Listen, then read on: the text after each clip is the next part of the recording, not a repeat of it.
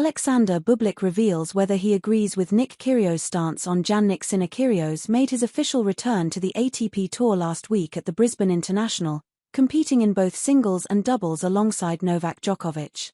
While the Australian lost in the first round of singles to Giovanni Pericard, Kyrgios did win a doubles match with Djokovic.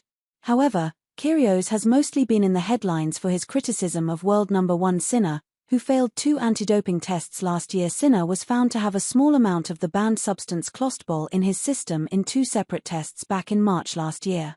However, the Italian was allowed to continue playing after being cleared of any wrongdoing by the International Tennis Integrity Agency, ITIA, on the grounds of contamination.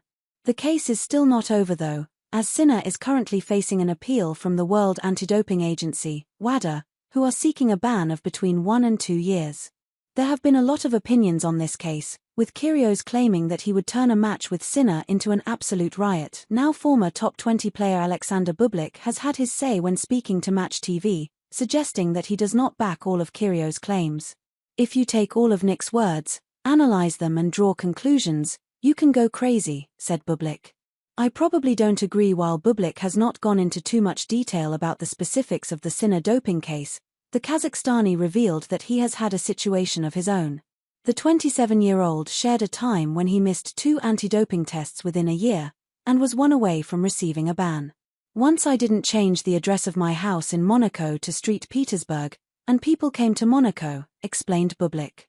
"You can miss a doping control 3 times, in a year, and that's how I got my first. I took it calmly. Yes, I made a mistake. Then it happened that on April 20th I entered the tournament in Geneva, which started on May 25th. I received a notification that I received a second, missed test, because I did not notify them, doping officers, about participation in the tournament in Geneva. On the application you have to state where you will play, and I wasn't sure I would play in Geneva even though I had applied.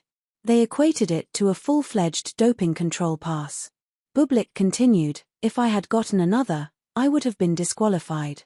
I think specifically I would have been disqualified to the fullest extent. I appealed the case in Geneva because we have not yet signed a contract with the tournament. I did not know if I would go and under what conditions. During the year I was in a serious panic attack because 2 absences are a lot. Another one is 3 years of disqualification and effectively the end of my career."